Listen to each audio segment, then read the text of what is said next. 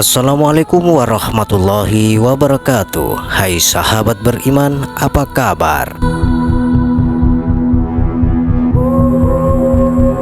Bagi umat muslim, kebahagiaan bersama Rasulullah SAW di akhirat merupakan cita-cita tertinggi dan impian yang mendalam. Rasulullah SAW adalah utusan Allah Subhanahu wa Ta'ala yang diutus untuk membawa petunjuk dan rahmat bagi seluruh umat manusia. Kehadirannya telah memberikan inspirasi dan pedoman bagi umat Islam selama berabad-abad, sehingga berakhirnya perjalanan hidup di dunia dengan bertemu beliau di akhirat merupakan kebahagiaan yang tak terlukiskan. Sahabat beriman yang dirahmati oleh Allah Subhanahu wa Ta'ala, kali ini kami akan menceritakan kisah inilah cara Nabi Muhammad SAW mengenali umatnya di hari kiamat.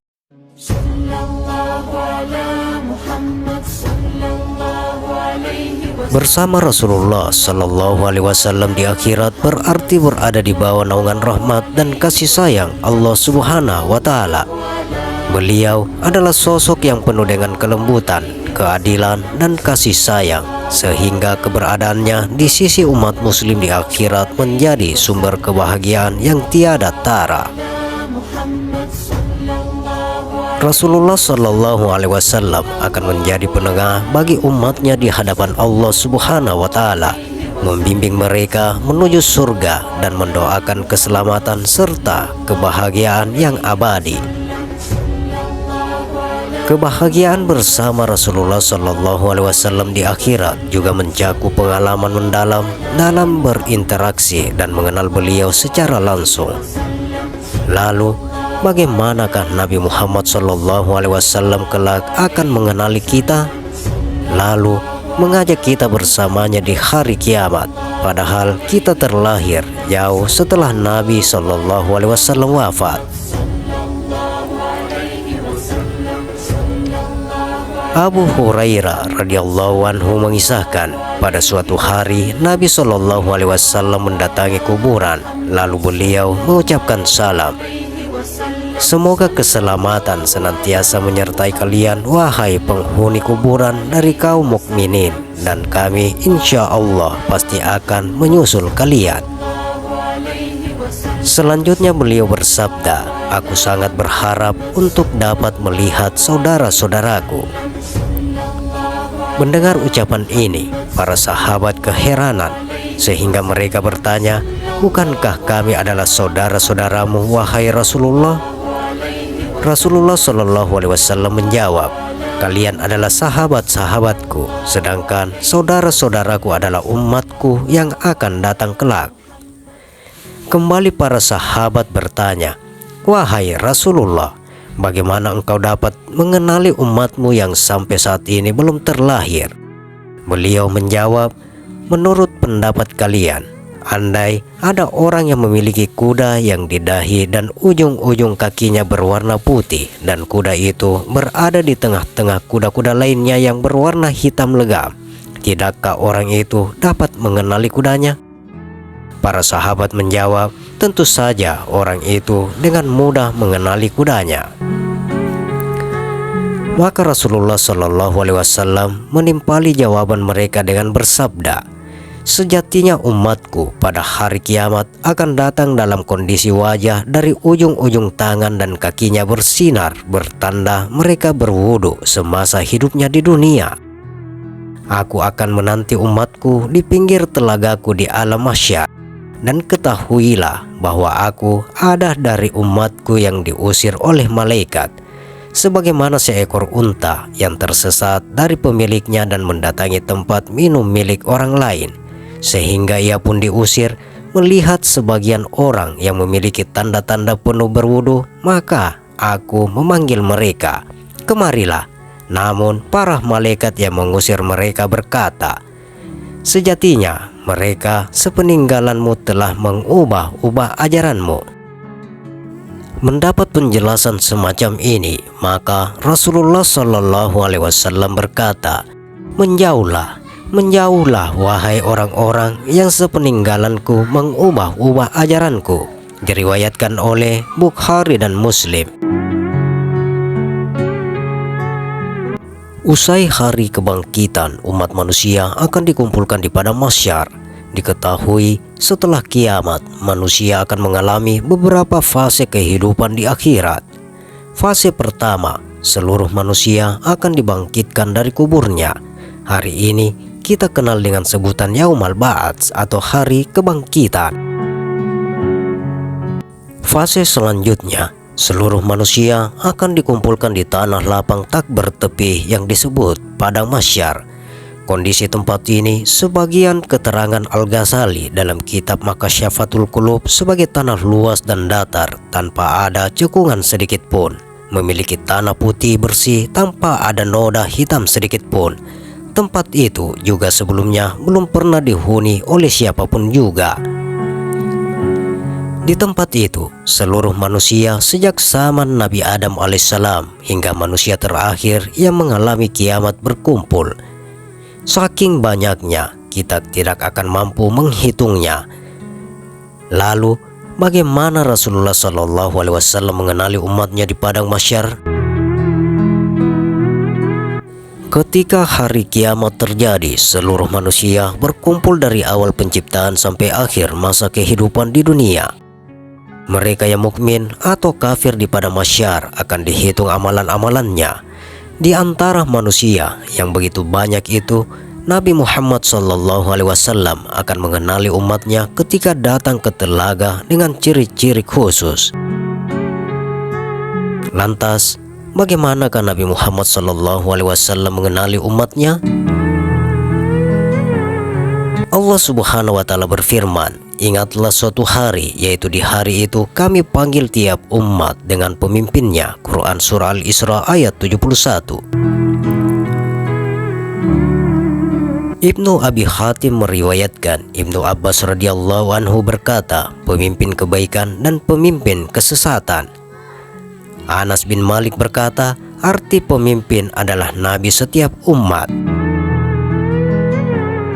Ayat ini menjelaskan bahwa umat manusia pada hari kiamat dipanggil secara berkelompok dan umat Islam dipanggil pada kelompok yang dipimpin oleh Nabi Muhammad SAW. Dengan ini kita bisa memahami bahwa Nabi mengenali umatnya ketika umatnya berada pada kelompok yang bersama dengannya. Di sisi lain, bahwa umat Islam memiliki ciri tersendiri yang dengan Nabi Muhammad SAW bisa mengenali mereka. Dari ayat dan hadis di atas, kita bisa mengetahui bahwa Rasulullah SAW mengenali umatnya melalui dua perkara.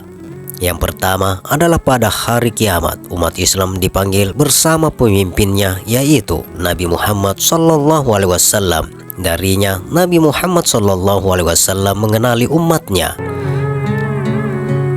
Yang kedua adalah tanda putih bercahaya pada wajah, kaki, tangan yang merupakan tempat air wudhu, sehingga tanda tersebut menjadi pembeda dari umat manusia yang lainnya.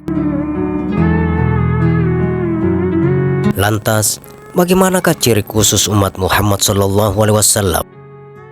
Di sisi lain, bahwa umat Islam memiliki ciri tersendiri yang dengan Nabi Muhammad SAW mengenal mereka. Di padang mahsyar, manusia akan sibuk memikirkan dirinya masing-masing.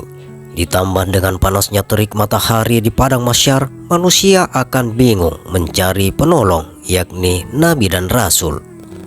Namun, Nabi Muhammad SAW bisa mengenali umatnya di padang mahsyar. Bagi orang-orang yang memiliki tanda khusus, ada amalan yang bisa diamalkan jika ingin dikenali Nabi Muhammad SAW di padang mahsyar.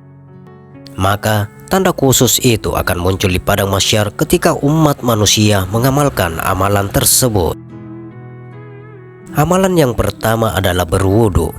Di padang mahsyar nanti, Nabi Muhammad SAW akan mengenali umatnya yang memiliki tanda gurrah dan tahjil. Gurrah dan tahjil adalah pantulan cahaya dari seorang yang pernah melakukan wudhu. Cahaya putih tersebut terdapat di wajah, tangan dan kaki, di mana area yang bercahaya itu pernah tersentuh air wudhu. Seperti yang kita ketahui, wudhu merupakan ibadah yang wajib dilakukan ketika ingin melakukan sholat wajib dan sunnah.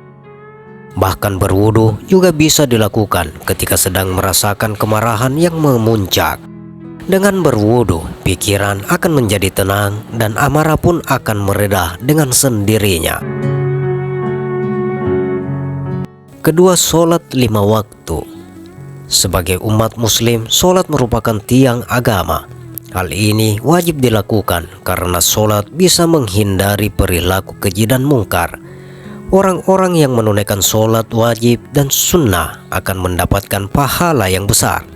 Tak hanya itu, sholat juga dilakukan agar kita terhindar dari sifat buruk dan keji. Maka dengan melakukan wudhu dan sholat secara konsisten, maka gurrah dan tahjil akan terlihat pada tubuh umat muslim saat di padang mahsyar. Ada satu kisah, ada seorang lelaki yang tidak pernah membaca sholawat Nabi. Suatu ketika dia bermimpi berjumpa dengan Rasulullah Shallallahu Alaihi Wasallam. Tapi yang mengherankan, Rasulullah Shallallahu Alaihi Wasallam justru berpaling muka darinya. Heran atas apa yang dilihatnya, lelaki itu memberanikan diri bertanya, "Wahai Rasulullah, apakah engkau marah kepadaku?" Tanya lelaki itu. "Tidak," jawab Rasulullah. "Mengapa engkau tidak memandang ke arahku?" "Karena aku tidak mengenalimu," kata Rasulullah. "Bagaimana bisa? Aku adalah salah satu dari umatmu." Ulama meriwayatkan bahwa engkau Rasulullah mengenal umatmu seperti seorang ibu pada anak kandungnya. Para ulama benar, tetapi kamu tidak pernah menyebutku dalam sholawat. Aku mengenal umatku sesuai jumlah sholawat yang mereka baca untukku. Lelaki itu tiba-tiba terbangun. Dia berjanji pada dirinya, mulai hari itu aku akan membaca sholawat Nabi 100 kali dalam sehari. Dan akhirnya dia bisa menjalankan janjinya itu.